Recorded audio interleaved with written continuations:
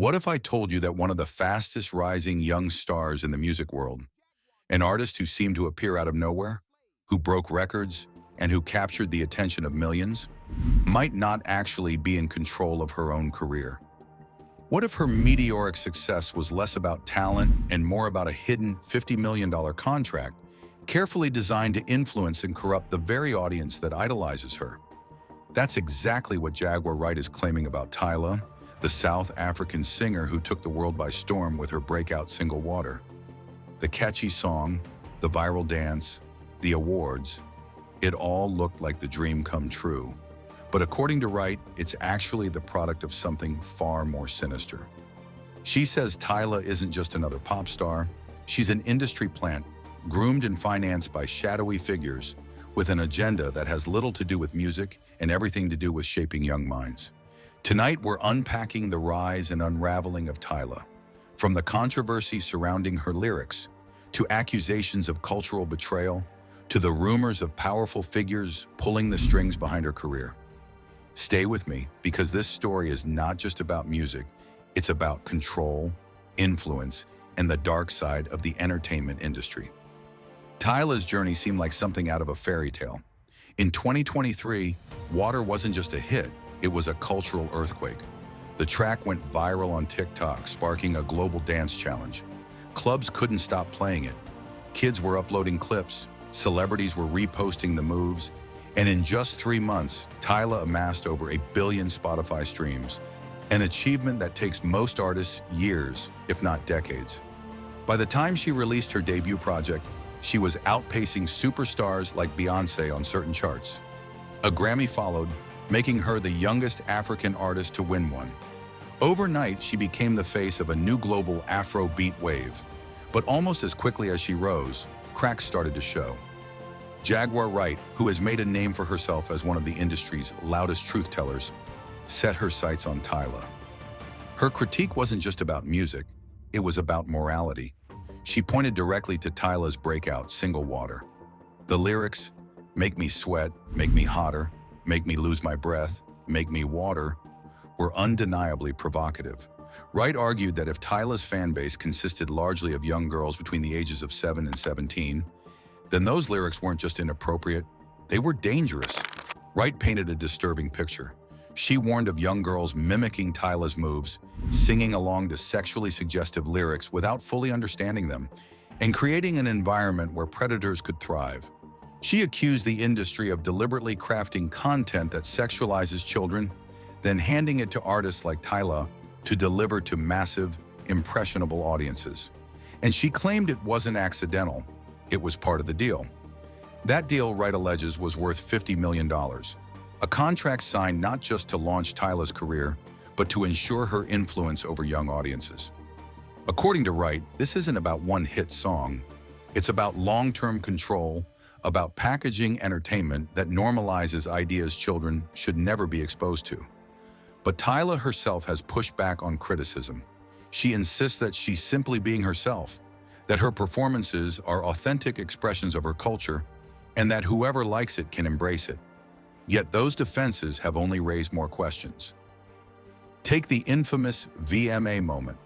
When Tyla accepted her award for Best Afrobeat Video, instead of holding the trophy with pride, she handed it to Halle Bailey, saying it was too heavy.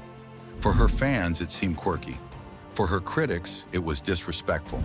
A lack of gratitude for recognition most artists fight their entire careers to earn. When she later clapped back online, writing "Mic drop, shut the F up, I want a VMA," she fueled the backlash even further. And then came the Breakfast Club interview. This was supposed to be her moment to address controversies, especially around her identity. In South Africa, Tyla had identified herself as colored, a term used to describe people of mixed heritage. But in America, the word carries a heavy history, one rooted in segregation and oppression. Instead of explaining the cultural difference, Tyla's team shut the conversation down. They gave Charlemagne the God, one of the most influential voices in Black media, a list of topics that were off limits. No questions about race, no comparisons to other artists, no mention of Chris Brown, no discussion of her injury. But Charlemagne refused to play along. When he pushed, Tyla stayed silent. looking at her team for guidance instead of speaking for herself. The interview went viral, not because of what she said, but because of what she refused to say. For many, it was the moment they decided Tyla wasn't authentic. She wasn't one of them. She wasn't interested in the community that had given her so much success. And that's when the numbers started falling. After Water dominated, her follow-up EP, We Want to Party, underperformed. Instead of record-breaking streams, she pulled in a fraction of her debut. Fans began calling her out for arrogance, for disconnect, and for looking down on the very culture she had been embraced by. But Jaguar Wright says the backlash was inevitable. Because according to her, Tyla's success wasn't built on authenticity in the first place. It was built on design. From the perfectly timed rollout of Water, to the viral dance challenge, to the carefully curated image, Wright claims Tyla was engineered as an industry plant. Her purpose wasn't just to sing, it was to serve as a vessel for an agenda. And the most chilling part? Wright alleges that Tyla isn't alone. She names her alongside other artists accused of pushing controversial content. Lil Nas X, Sexy Red, Lizzo. Each of them, Wright suggests, is part of a broader pattern. A pattern where artists are elevated not for their artistry, but for their ability to shape culture in ways that benefit those at the top. At the heart of this web is Clive Davis, one of the most powerful figures in the history of music. Tyla was reportedly spotted with him, and for Wright, that was the smoking gun. Davis has long been tied to the most influential careers in music, but also to the industry's darkest scandals. To Wright, Tyla being in his orbit was no coincidence. It was confirmation. This is the cliffhanger moment in Tyla's story. Because on the one hand, she's a talented young artist representing Afrobeat on a massive stage. On the other, she's being painted as a puppet in a billion-dollar industry scheme. So the real question becomes, is Tyla the mastermind of her own success, or is she simply the face of someone else's design? Here's where things get even more unsettling. Jaguar Wright's accusations don't stop with Tyla's lyrics or interviews. She claims there's an actual contract, $50 million worth of promises and obligations, that ties Tyla's career to something far bigger. Allegedly, this deal outlines not just the music she makes, but the image she maintains, the messages she pushes, and the demographics she targets. Think about that. If true, then Tyla's career isn't just about art. It's about manipulation. It's about packaging influence, selling it for billions, and disguising it as entertainment. And if you think that sounds far-fetched, remember, this is an industry that has long been accused of exploiting young artists, profiting off their vulnerability, and discarding them when the damage is done. Which brings us to the paradox. Tyla may very well be a victim in this. A teenager handed a golden opportunity only to be told what to sing, how to move, and when to speak.